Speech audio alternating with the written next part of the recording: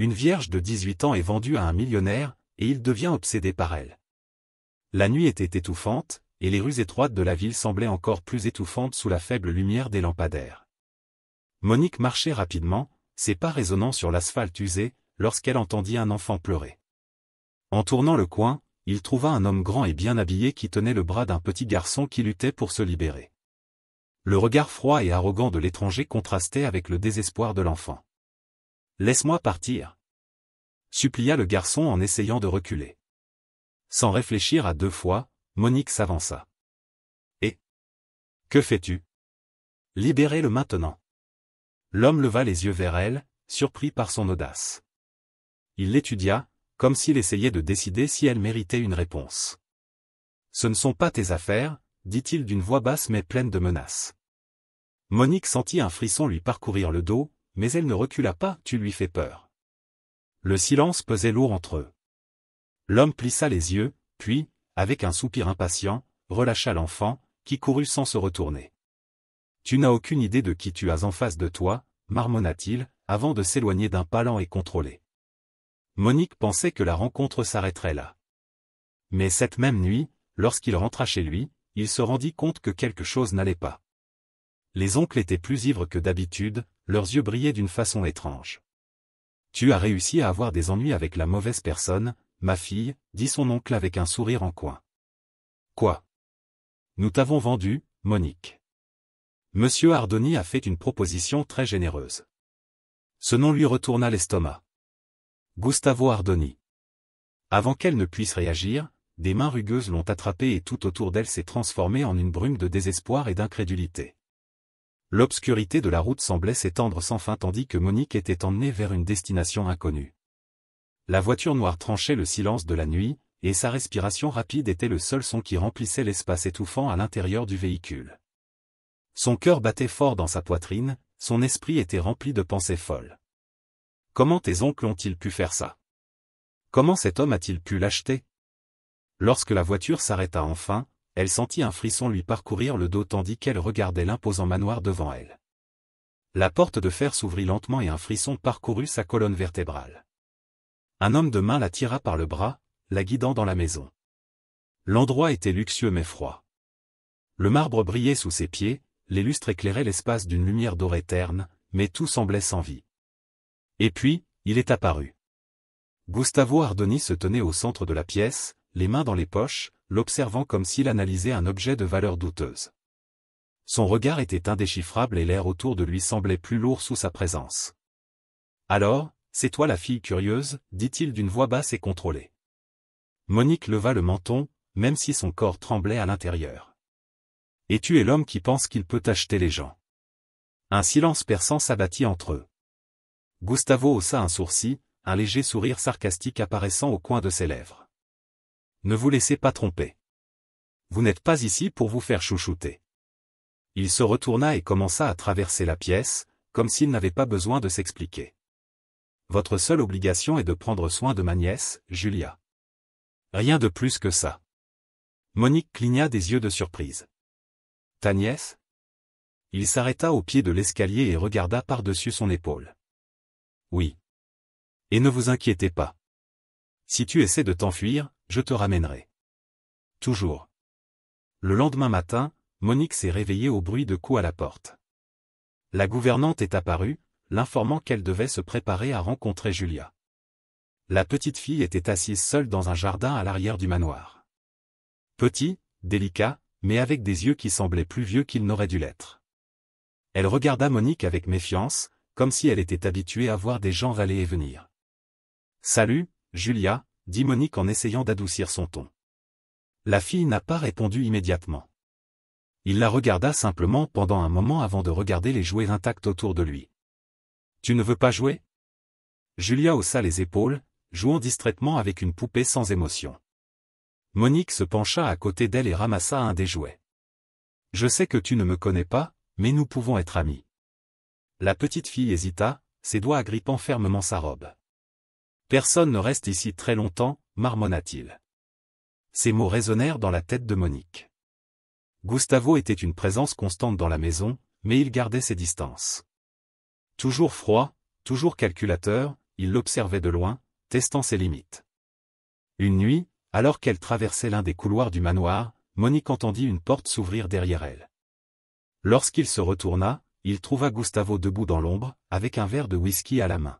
« Est-ce que tu t'adaptes » demanda-t-il, comme s'il se souciait réellement de la réponse. « Je survis » rétorqua-t-il. Il rit amèrement et fit quelques pas plus près. « C'est ce que nous faisons ici. Nous avons survécu. » Il y avait quelque chose de sombre dans sa voix, quelque chose qui faisait se demander à Monique quel genre de douleur cet homme cachait derrière tant de froideur. Les jours passèrent et Monique commença à remarquer des schémas dans cette maison. Gustavo évitait Julia autant qu'il le pouvait, maintenant une barrière invisible entre lui et sa nièce. La fille, à son tour, n'a jamais posé de questions à son sujet. Un après-midi, Monique trouva une pièce fermée à clé au bout du couloir principal. C'était le seul endroit de la maison où personne n'entrait. Chaque fois que je passais par là, je ressentais un étrange frisson. Elle a demandé à la gouvernante où se trouvait la chambre, mais la femme a détourné le regard, mal à l'aise. Cet endroit appartient au passé, fut tout ce qu'il dit avant de s'éloigner. Quelque chose dans cette réponse fit sentir à Monique que le secret de cette maison était là, derrière cette porte fermée. Et d'une certaine manière, elle savait que Gustavo portait ce poids seul. La pluie battait contre les fenêtres du manoir tandis que Monique descendait à nouveau le couloir. Ses yeux se fixèrent sur la porte verrouillée, et le sentiment que quelque chose à l'intérieur de cette pièce détenait des réponses devint encore plus fort. Gustavo n'a jamais parlé du passé, et chaque fois qu'elle essayait de comprendre sa relation avec Julia, il se fermait encore plus. Mais cette nuit-là, alors qu'elle traversait le couloir, elle trouva quelque chose de différent. Gustavo était assis sur l'un des canapés en cuir foncé, un verre à moitié vide dans les mains. La lumière vacillante de la cheminée projetait des ombres sur son visage, rendant ses traits encore plus indéchiffrables. « Êtes-vous perdu dans vos pensées » demanda Monique, ne sachant pas exactement pourquoi elle s'approchait. Il leva lentement les yeux, l'air surpris pendant un moment avant de laisser échapper un soupir fatigué. Certaines pensées ne devraient pas être revisitées. Elle hésita, mais ne détourna pas le regard. Parfois, affronter le passé est la seule façon d'avancer. Un silence s'installa entre les deux. Pour la première fois, Monique vit quelque chose de différent dans ses yeux. Ni arrogance, ni froideur. Juste une profonde fatigue. Mais avant qu'il ne puisse dire quoi que ce soit d'autre, Gustavo se leva, son masque revenant à sa place.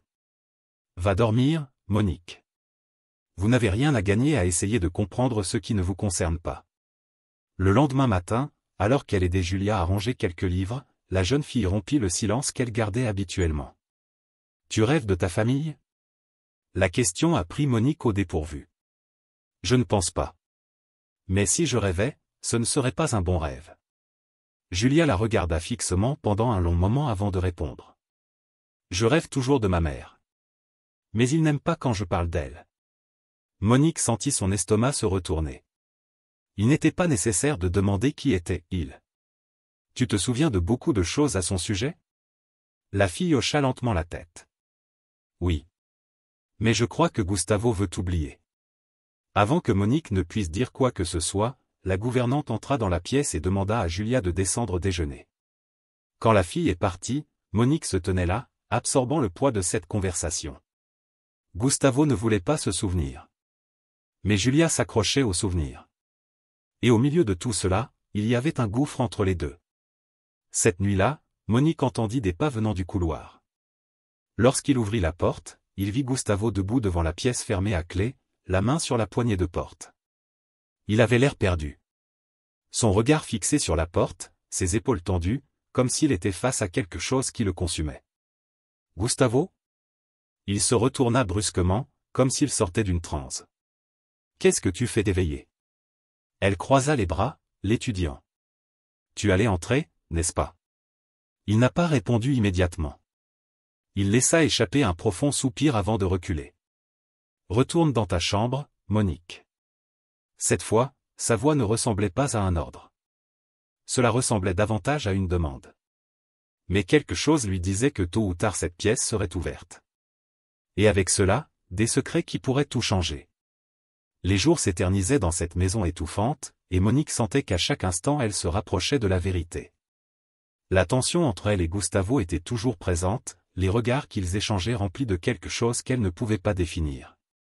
Il y avait de la colère, du défi, mais aussi une étincelle dangereuse qui rendait la coexistence insupportablement intense. Julia, d'autre part, commença à s'attacher à Monique d'une manière que Gustavo n'approuvait clairement pas. Chaque fois qu'il les voyait tous les deux ensemble, il serrait la mâchoire, détournait le regard et s'éloignait sans rien dire. Mais cette nuit-là, alors que Monique avait fini d'endormir la fille, il apparut à la porte de la chambre. « Tu deviens important pour elle », sa voix était basse, mais pleine de quelque chose d'indéchiffrable. Monique le regarda avec défi.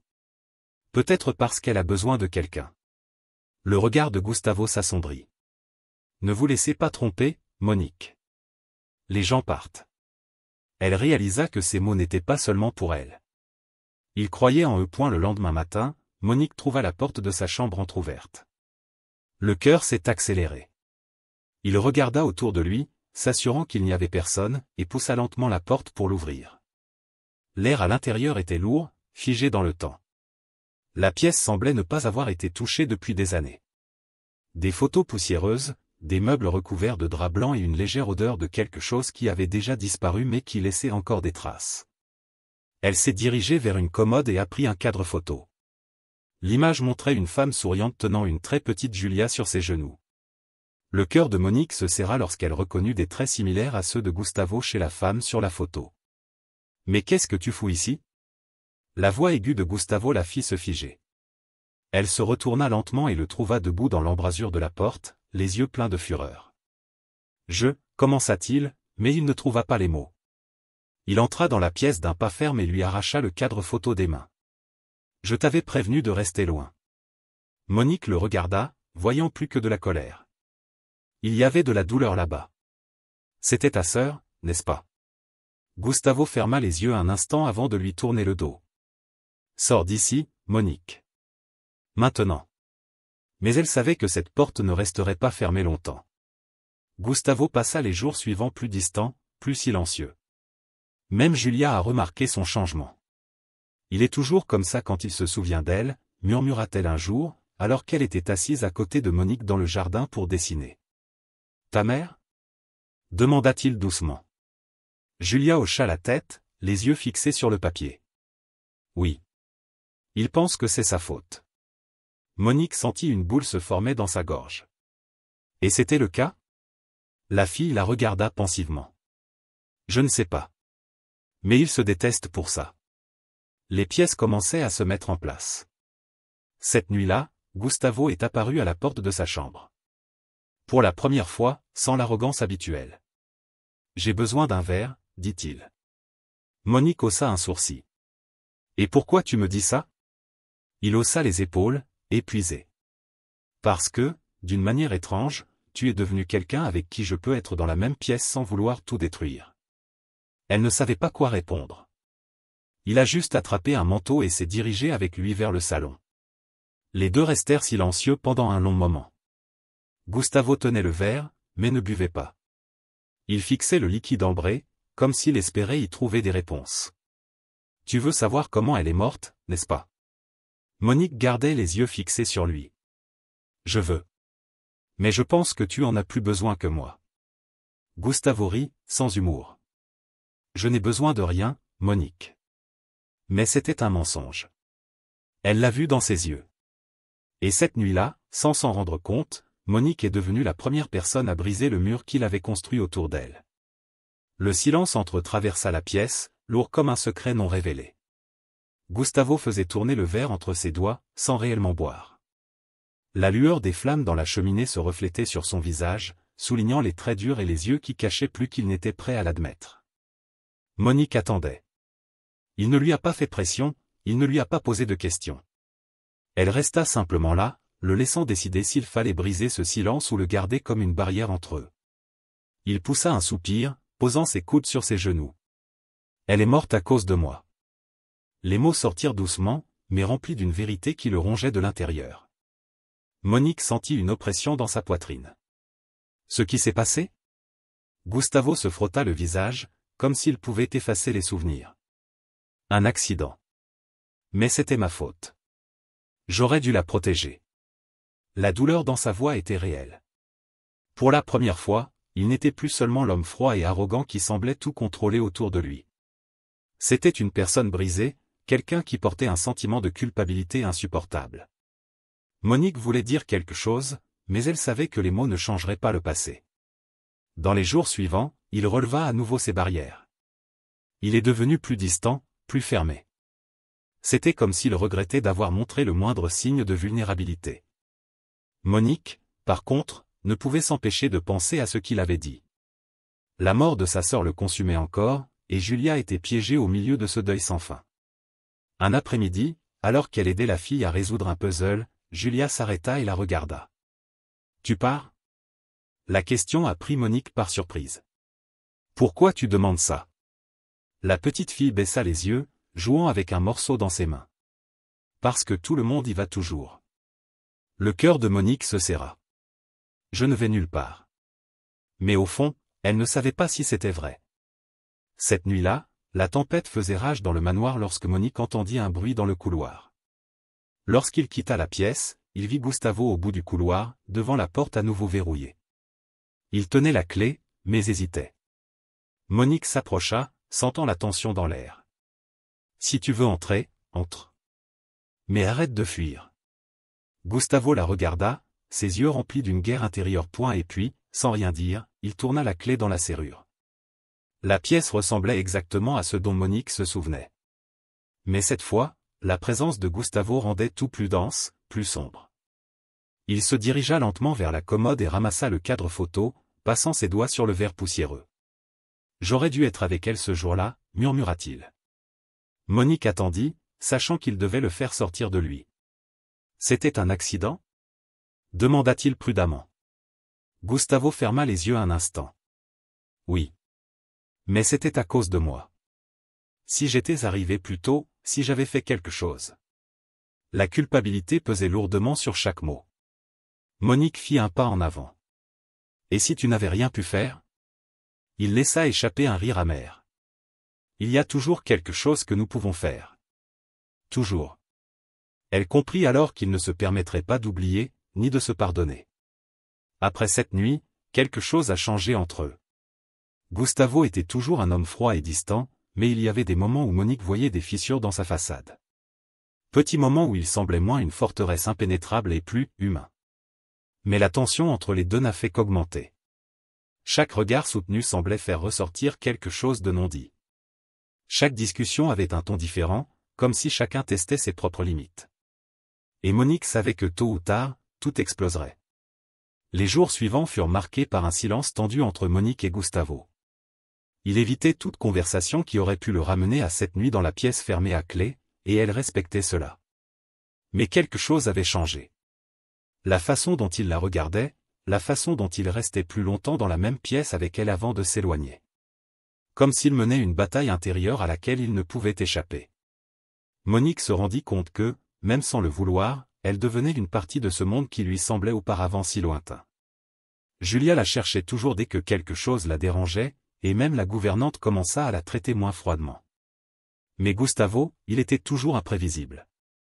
Un après-midi, alors que Monique lisait à Julia dans le jardin, il apparut sur le balcon. Il resta là quelques secondes, les observant, avant de s'approcher d'eux. Julia leva les yeux et sourit. « Voulez-vous écouter l'histoire avec nous ?» Monique serrait plus fort le livre, attendant la réponse. Gustavo hésita.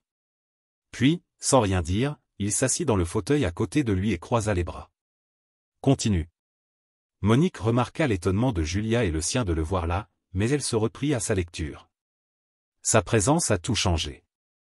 Cela a rendu le moment chargé de quelque chose qui n'aurait pas dû être là, quelque chose que Monique ne pouvait pas nommer. Mais quand l'histoire fut terminée, il se leva sans un mot et rentra à l'intérieur. Julia regarda Monique, pensivement. Il ne fait jamais ça.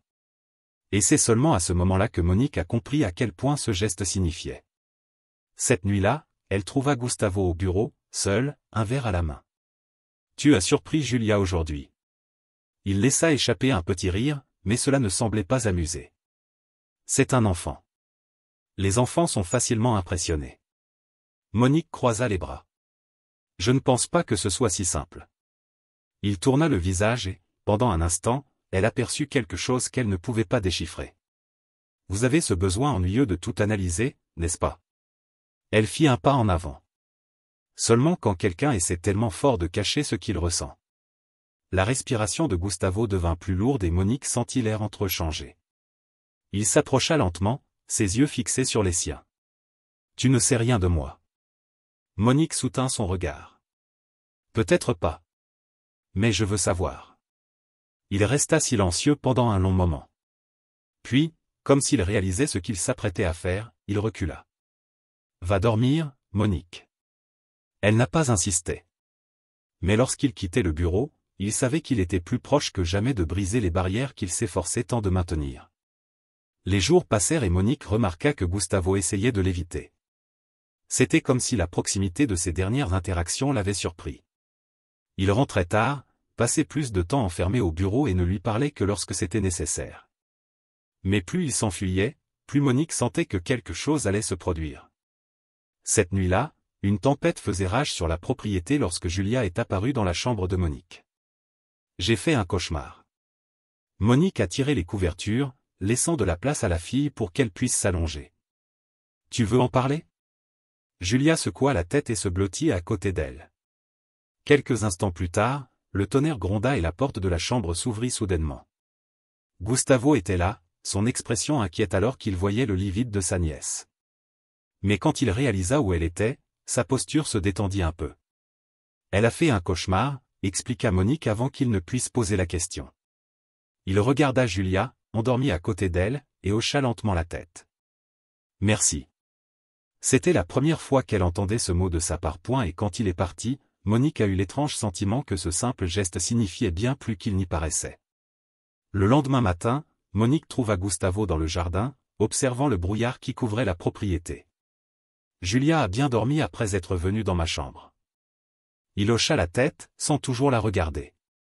J'aurais dû savoir que tu serais là pour elle. Monique s'approcha en croisant les bras. Tu peux être là pour elle aussi.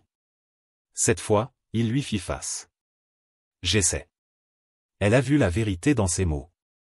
Et pendant un instant, elle eut envie de le toucher, elle eut envie de briser la distance qui existait encore entre eux. Mais Gustavo n'était pas un homme qui se laissait aller aux approches faciles. Et Monique savait que, pour lui, se permettre de ressentir quelque chose serait le plus grand défi de tous. La tension entre Monique et Gustavo semblait augmenter chaque jour, même quand aucun d'eux ne mentionnait ce qui se passait. Il gardait toujours ses distances, mais il y avait maintenant des moments où son regard s'attardait trop longtemps sur elle, comme s'il combattait quelque chose en lui-même.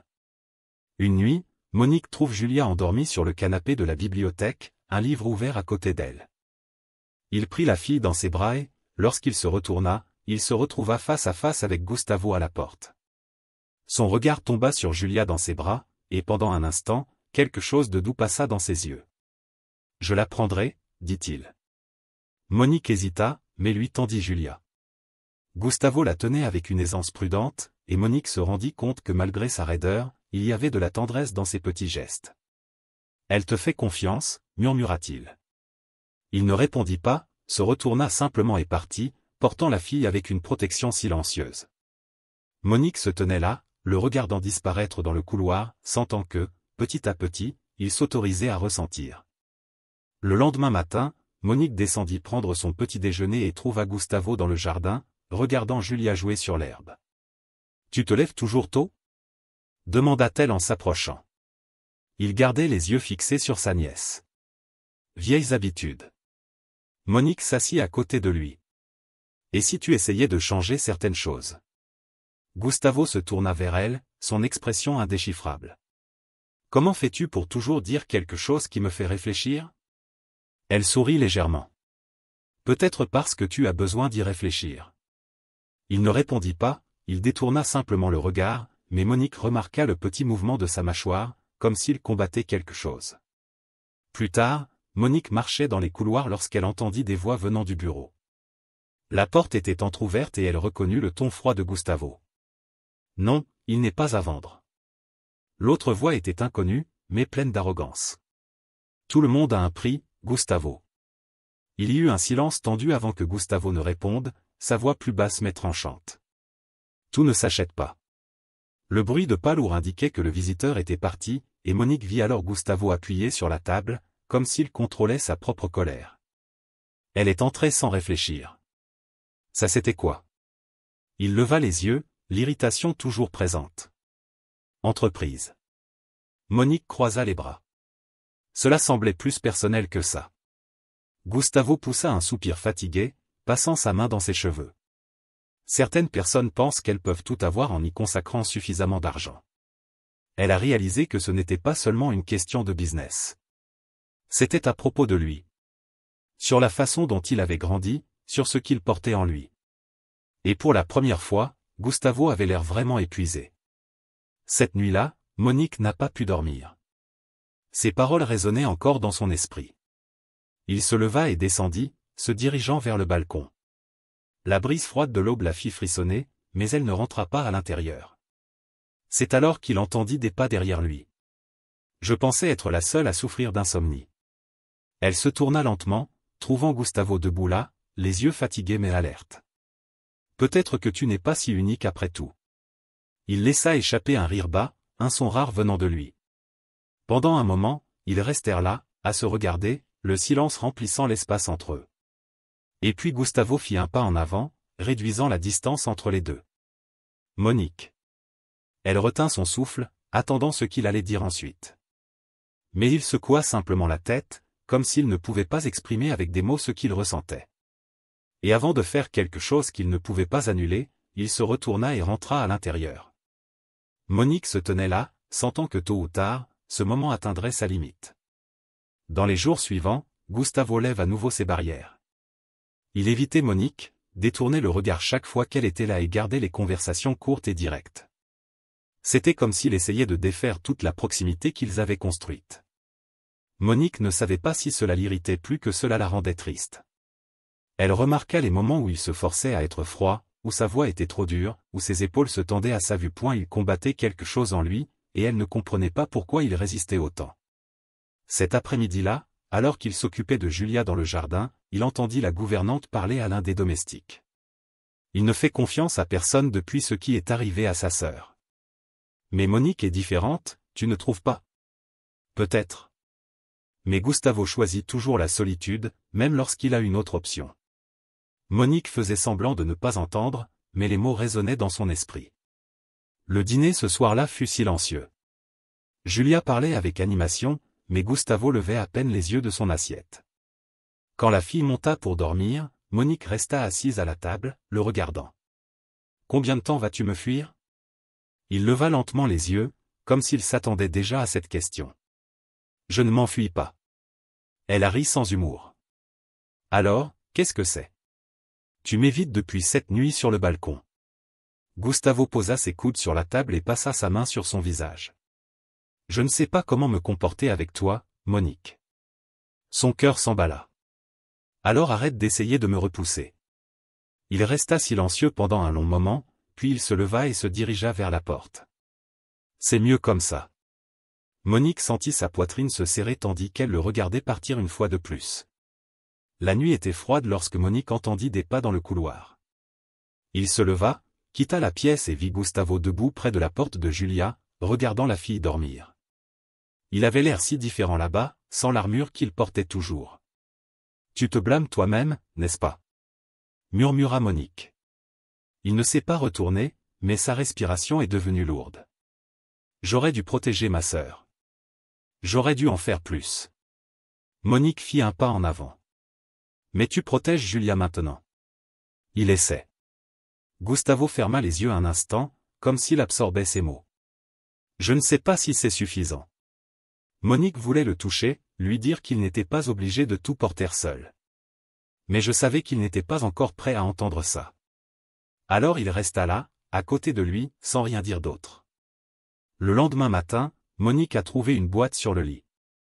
À l'intérieur se trouvait une robe élégante en tissu fin, et une petite note à côté. « Mais ça ? Nous partirons à 8 heures. » Elle fronça les sourcils de surprise. Gustavo n'avait jamais demandé ni commandé quelque chose de ce genre auparavant. Quand elle descendit, il l'attendait déjà à l'entrée de la maison, impeccablement habillé. « Qu'est-ce que cela signifie » Il lui tendit la main.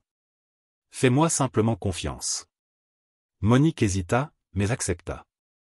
La voiture les a emmenés à un événement luxueux, rempli de gens bien habillés, de verres de champagne et de regards curieux. Elle a remarqué que Gustavo était tendu. « Qu'est-ce qu'on fait ici ?» Il regarda autour de lui avant de répondre.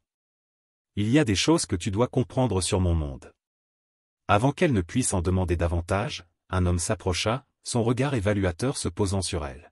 « Alors c'est la fille que tu protèges tant. » Gustavo serra les poings, mais garda le contrôle de sa voix. « Si j'étais toi, je ferais attention à mes paroles. » Monique sentit un frisson parcourir sa peau. Je ne savais pas ce qui se passait là-bas, mais quelque chose dans cette conversation semblait plus profond qu'une simple affaire. Et pour la première fois, il réalisa que Gustavo n'était pas seulement un homme arrogant et contrôlant. Il était entouré d'ennemis, de gens qui attendaient de le voir tomber. Et maintenant, elle était au milieu de tout ça aussi. La tension dans la pièce était palpable. Gustavo gardait son regard fixé sur l'homme devant lui, la mâchoire serrée. Monique sentit que derrière ce calme contrôlé, il y avait quelque chose sur le point d'exploser. « Fais attention à tes paroles, » répéta Gustavo, d'une voix plus basse, mais pleine de menaces. L'homme rit, un son moqueur. « Détends-toi, Gustavo. Je suis juste curieux de savoir jusqu'où tu iras pour protéger quelque chose qui ne fait clairement pas partie de ton monde. » Monique sentit le poids des mots, mais resta ferme, sans détourner le regard. « Je ne serai pas intimidé. »« Je crois que j'en ai assez dit, » dit Gustavo, mettant fin brusquement à la conversation. Il prit la main de Monique et l'entraîna loin de lui, ses pas fermes et déterminés. Alors qu'il quittait le salon et montait dans la voiture, elle croisa les bras. « Tu veux m'expliquer ce que c'était ?» Gustavo poussa un lourd soupir avant de la regarder. « Il y a des gens qui veulent me voir échouer. Et maintenant que tu es avec moi, ils vont essayer de t'atteindre pour me déstabiliser. » Monique cligna des yeux de surprise. « Et pourquoi moi ?» Il détourna le regard vers la fenêtre, ses doigts se crispant sur le volant. « Parce que tu es mon point faible. » Les mots restaient suspendus dans l'air, chargés de quelque chose qu'il ne semblait pas prêt à admettre pleinement. Le lendemain, Monique remarqua que la présence de Gustavo autour d'elle était devenue plus constante. Il l'observait de loin, attentif à tout mouvement suspect. Elle savait que quelque chose le dérangeait, mais il ne voulait pas en parler. Ce n'est que lorsqu'une lettre est arrivée au manoir que la vérité a été révélée. Gustavo ouvrit l'enveloppe et son visage devint sombre. Monique remarqua le changement immédiat, un silence rempli de tension. Qu'est-ce que c'était? Il hésita une seconde avant de lui remettre le papier. Il n'y avait qu'une seule phrase écrite. « Tu ne peux pas la protéger éternellement. » Un frisson lui parcourut l'échine. Qui a envoyé ça? Gustavo serra les poings, le regard sombre. Quelqu'un qui veut nous séparer. Cette nuit-là, le manoir semblait plus calme que d'habitude. Monique n'arrivait pas à dormir. Il se tournait et se retournait dans son lit, l'avertissement inquiétant résonnant toujours dans son esprit. Elle se leva et descendit, déterminée à parler à Gustavo. Mais lorsqu'il atteignit la porte de son bureau, il s'arrêta lorsqu'il entendit des voix.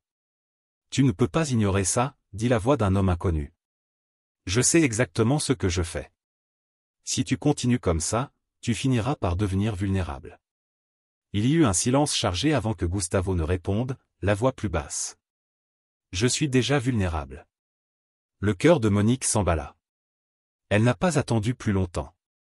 Il entra sans frapper, ce qui poussa les deux hommes à regarder dans sa direction. Ce qui se passe? Gustavo ferma les yeux un instant, comme s'il essayait de contenir sa frustration. J'essaie de te garder en sécurité. Et tu ne crois pas que je devrais savoir contre quoi?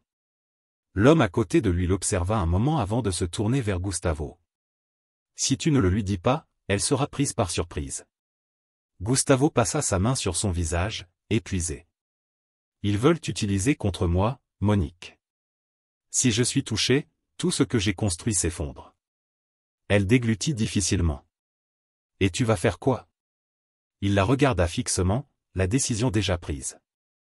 Tout ce qui est nécessaire. Le matin se leva chargé de tensions silencieuses. Monique a trouvé Gustavo dans le jardin, en train de regarder Julia jouer. Tu vas me renvoyer, n'est-ce pas? Il garda les yeux fixés sur la fille pendant un long moment avant de répondre. Je ne peux pas les laisser te faire du mal. Elle s'approcha, le cœur battant. Et si je ne veux pas y aller? Il se tourna lentement, son regard intense sur elle. Alors je serai obligé de prendre cette décision à votre place. La douleur dans sa voix fit se serrer quelque chose en elle. Tu choisis toujours de t'éloigner, n'est-ce pas? Gustavo n'a pas répondu immédiatement. Quand il le fit enfin, sa voix n'était plus qu'un murmure. Parce que c'est le seul moyen de ne pas perdre le contrôle. Monique avait l'impression d'atteindre une limite. Un point où même lui ne pouvait plus ignorer ce qui se passait entre les deux. Et je savais qu'une fois que cela se produirait, il n'y aurait plus de retour en arrière. Les jours suivants furent marqués par une distance étouffante. Gustavo s'est encore plus renfermé, s'occupant avec des réunions et des appels téléphoniques sans fin. Monique le voyait peu, et quand elle le voyait, il se limitait à des paroles sèches et à des regards détournés. Elle savait qu'il essayait de la repousser, mais cela ne faisait qu'accroître sa frustration. Cet après-midi, alors qu'elle aidait Julia à ranger ses jouets, elle remarqua que la gouvernante la regardait avec un air inquiet. « Il a déjà pris sa décision, n'est-ce pas ?» demanda la femme d'une voix douce. Monique hocha la tête, sentant une oppression dans sa poitrine. « Oui, mais je n'accepterai pas ça. » La gouvernante soupira et s'assit à côté d'elle. Gustavo porte des fardeaux que personne ne voit. Et quand il réalise qu'il risque de perdre quelque chose, il choisit d'abandonner avant que cela n'arrive. Monique déglutit difficilement. Et si cette fois-ci il n'avait pas à perdre? La femme lui lança un regard entendu. Alors il faut lui faire comprendre ça.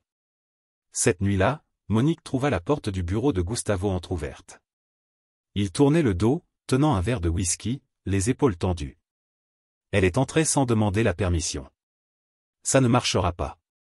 Il ferma les yeux en entendant sa voix, comme s'il s'attendait déjà à cette conversation.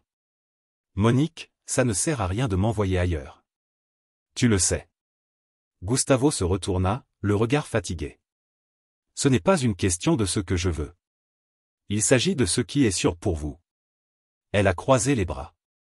Et depuis quand as-tu le droit de décider ça pour moi? Il passa sa main sur son visage, poussant un lourd soupir. Tu ne comprends pas, alors fais-moi comprendre. Le silence s'éternisait entre eux. Puis, lentement, il s'approcha, son expression remplie de quelque chose d'indéchiffrable. Je ne peux perdre personne d'autre. Les mots furent prononcés presque à voix basse, mais ils frappèrent durement Monique.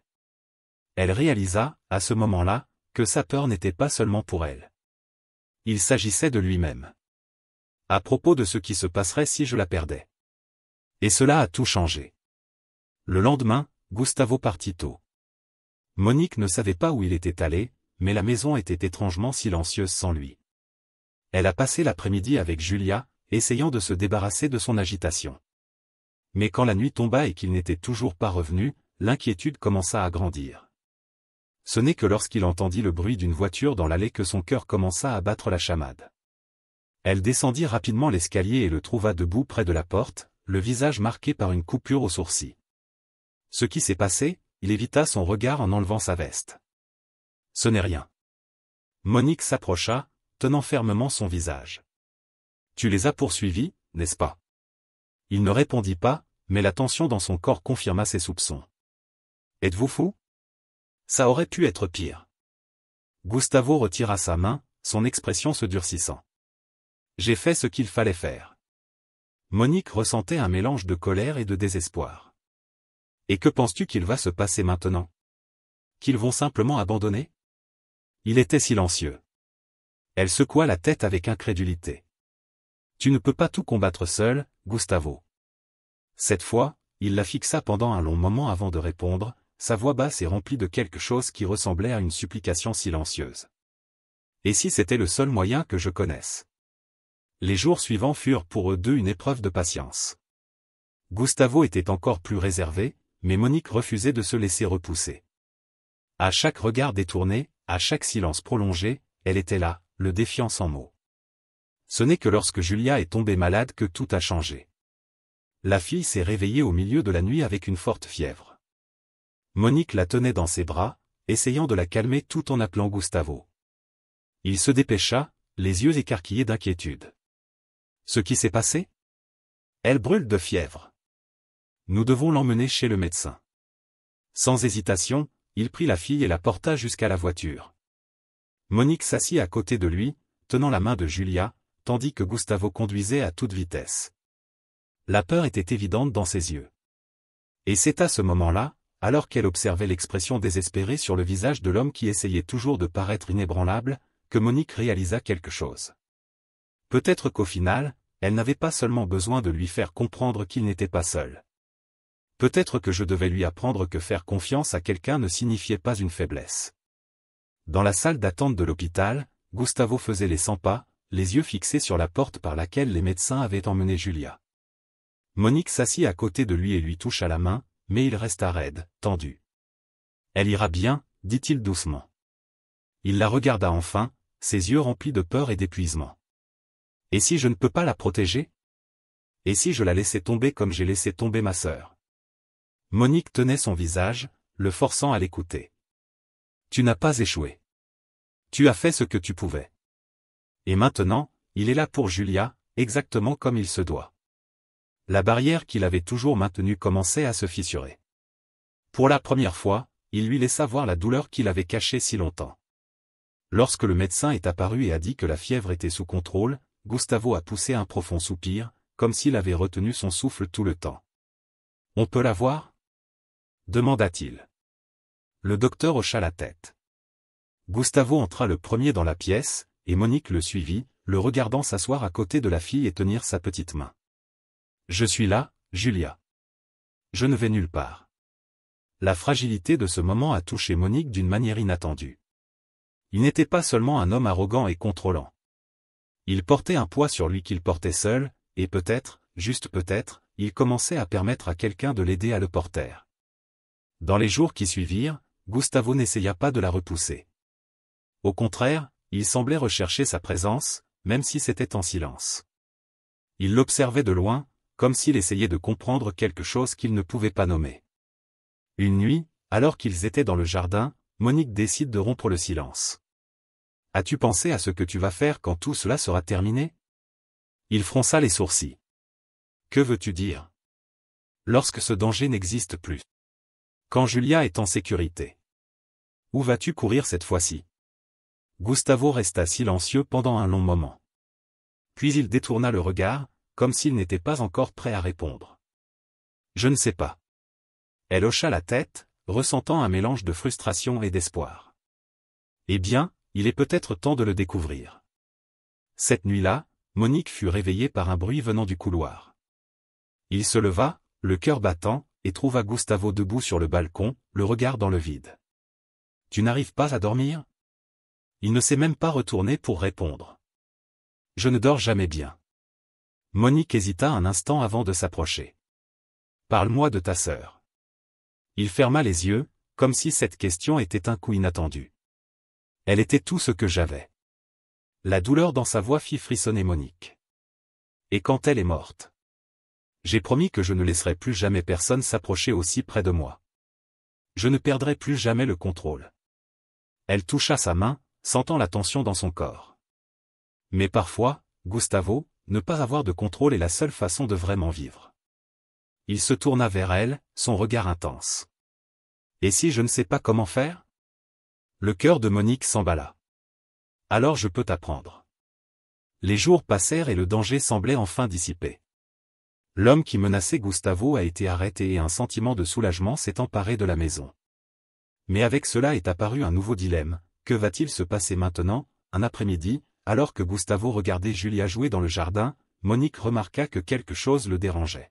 « Tu n'as pas encore décidé, n'est-ce pas ?» Il la regarda, confus. « Quoi ? Soit tu continueras à fuir, soit tu finiras par vivre. » Gustavo prit une profonde inspiration.